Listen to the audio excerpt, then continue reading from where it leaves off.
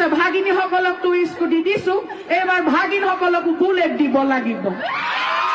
কিন্তু এটা কথা, তহঁতিতো গাৰ্লফ্ৰেণ্ড উঠাব নোৱাৰিবি ন, তহঁতিতো মাক উঠাব লাগিব। অৰুণোদয় আঁচনি খুৰী বৰমাহঁতে পাইছেনে? অমিত কলহ যাত্ৰা কৰিছিলে নে?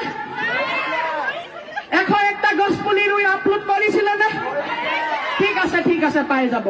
ওই এসপি কোন আছো?